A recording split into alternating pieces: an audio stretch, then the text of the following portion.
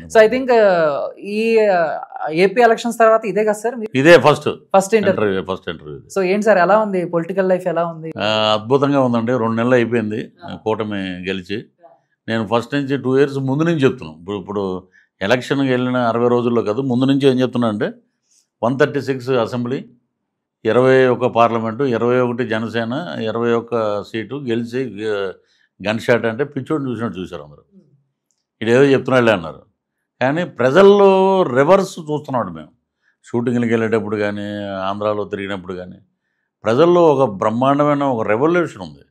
Vote పెడితే election date వచ్చిందంటే మేము ఏసి చూపిస్తామండి. ఏంటి వర్డిక్ట్, వార్ వన్ సైడ్. అలాగే జరిగింది. సో బ్రహ్మాండంగా అన్ని శాఖలు బ్రహ్మాండంగా పనిచేస్తున్నాయి. రోడ్లన్నీ రెడీ అవుతున్నాయి, మరమ్మతులు జరుగుతున్నాయి, ఇప్పుడే అన్ని పనులు స్టార్ట్ అవుతున్నాయి. సరే, పృథ్వీ గారికి యాక్టింగ్ అంటే స్టార్ట్ అయింది ఇంట్రెస్ట్. జాబ్ చేసేటప్పుడు బీచ్ల దగ్గర షూటింగ్ అయి చూసి ఏదో మనం కూడా యాక్ట్ చేయాలన్న ఇంట్రెస్ట్ కలిగిందని విన్నాము.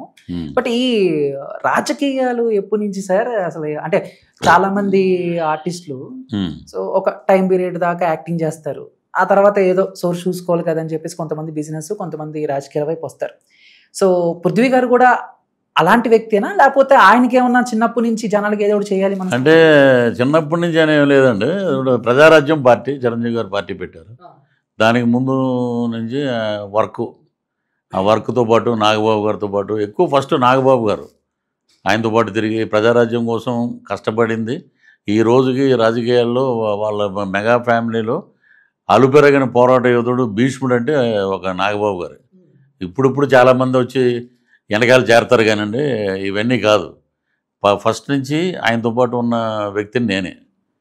ప్రజారాజ్యం అప్పటి నుంచి అన్ని ఊర్లో తిరిగి అన్ని మీటింగ్లు పెట్టి అందరినీ మొబిలైజ్ చేసి, చిరంజీవి గారితో పాటు మేము, ఏడి శ్రీరామ్ గారు, మేమందరం తిరిగి ప్రచారాలు చేసి అసలు ఆయన కింగ్ మేకర్ అయిపోయేవాడు. ఆయనకి ఏంటంటే మెగాస్టార్ గారికి ఆత్మాభిమానం, గౌరవం, ఎదటి మనిషిని దూషించడండి. ఆయన వాళ్ళ కర్మ వాళ్ళే పోతారనుకునే ఇదిలో ఉండబట్టే, లేకపోతే ఆయన పార్టీ ఆఫీసులోనే పరకాల ప్రభాకర్ ఒక ప్రెస్ మీట్ పెట్టి చిరంజీవి గారు అలాగే ఇలా అని మాట్లాడితే ఎప్పుడో సహించడు. అలా చేసినా కూడా క్షమించాడు ఆయన. 58 సీట్లు రావాల్సినవి 18కి వచ్చినాయి. ఆ రాజకీయ అంటే ఇక్కడ ఏంటంటే తల్లి చెల్లి ఏ గల్లీలో లేని సిల్లి నా కొడుకు అని మోహన్ బాబు అంటారు చూసారా, మాటకి మాట సమాధానం ఇక్కడ. అదే పాలిటిక్స్ అండి. మనం సైలెంట్గా గౌతమ్ బుద్ధుడిలాగా కూర్చున్న రోజులు పోయినాయి.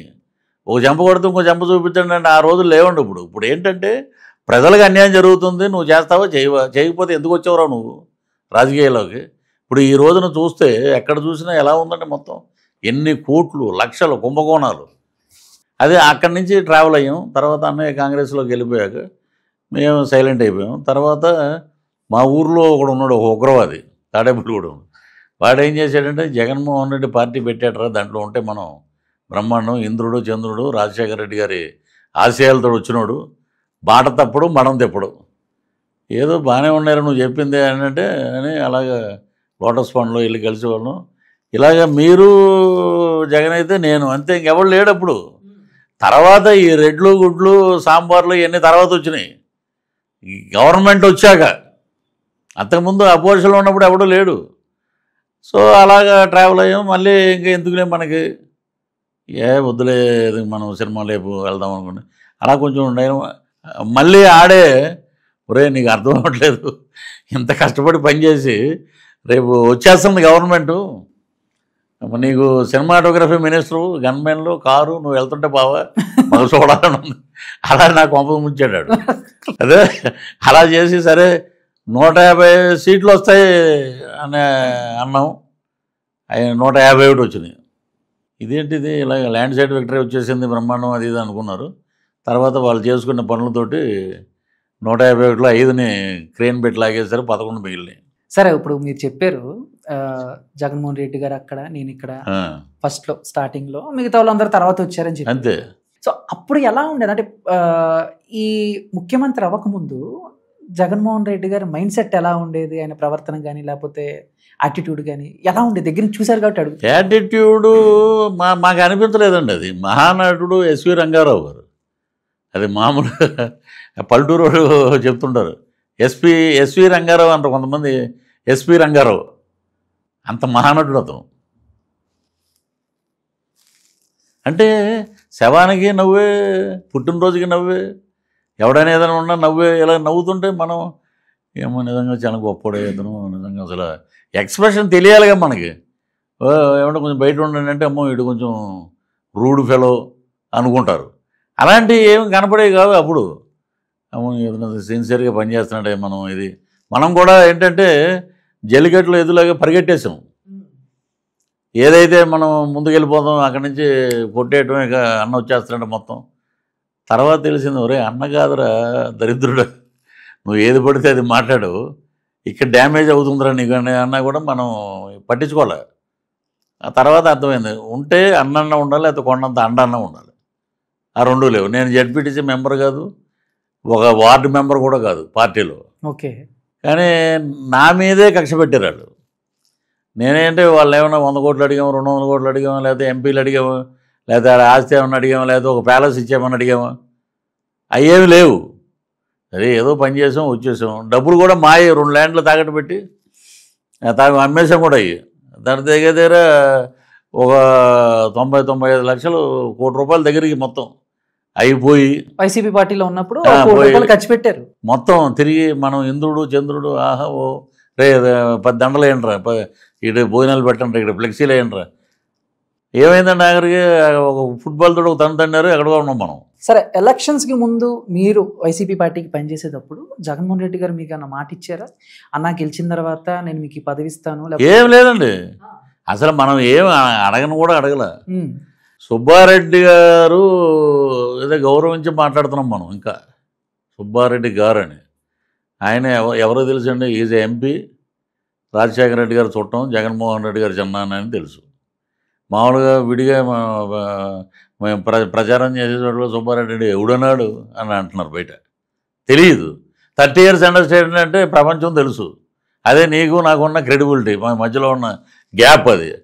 అతన్ని చైర్మన్ చేశారు, నేను ఎస్యూబీసీ చైర్మన్. అలా చూసేవాడు ఏంటో నాకు అర్థమైంది కాదు అసలు. అంటే ఆ చూపులో ఇంత ఉందరా ఆయన పవర్ అని. అలాగా ఆయన ఏంటంటే వాళ్ళ పక్కన ఉన్న వాళ్ళు కూడా చెప్పారు, ఆయనే 2 చేయాలని ఉన్నాడండి. మీరు వచ్చారు, ఇలా ఇలా ఏమంటే ఇలా జరిగిందండి, ఇలా జరిగిందండి, ఓ 33 మంది వల్ల మనకి ప్రాబ్లం ఉందండి. ఇక్కడ క్రిస్టియానిటీ లైట్లలో కూడా మనకి బ్రహ్మోత్సవాలు అప్పుడు కనబడుతున్నాయి, ఇవ్వండి అవ్వండి అని ఒక ఫైల్ తీసుకెళ్ళి అక్కడ పెట్టాం అని బయటకు వచ్చాం. ఒక 3 నెలల కన్నా ఉంచలేని అన్నారు. 4వ నెల మనల్ని ఒక తొక్కి బయటకు వదిలేశారు. పోనీ మనం పోలీస్ స్టేషన్లో వాటిలో చూస్తుంటాం, ఒక అమ్మాయి ఒక ఎస్ఐ దగ్గరికి వస్తుంది, నాకు ఈ పని చేయండి అంటే నిన్ను వాడుకుని నేను ఆ పని చేస్తాను అంటాడు. అదే జర్నలిస్టులు అంతా రికార్డ్ చేసి పెడతారు. అసలు ఏమీ లేవే, అసలు అది ఎవరో తెలీదు. పొద్దున్నే మాట్లాడేశారు, సాయంత్రానికి శోభనం కింద కట్టేశారు, ఆడియోలో పెట్టారు. తర్వాత ఒకడు బట్టలు ఇప్పి ప్యాంట్ ఇప్పి జిప్ ఇప్పి చూపించాడు వరలక్ష్మి వ్రతం రోజు. ఆడిని ఆ దరిద్రాన్ని చూడలేక సచ్చారు జనం. వాళ్ళ పార్టీ వాళ్ళు ఇది మా వాడిది కాదంటారు. అంటే మీరు చూసారా ఇలాంటి మాటలు? ఇలాంటి ఇది ఇచ్చి దరిద్రం. 2020లో మనం సింపథైజర్గా వెళ్ళిపోయాం జనసేనకి. అలా వెళ్ళటం వల్ల ఈ రోజున ప్రపంచంలో ఆంధ్రప్రదేశ్లో తెలుగు మాట్లాడే ప్రజల మధ్య ఒక గౌరవం, ఒక అభిమానం ఉన్నాయి నాకు.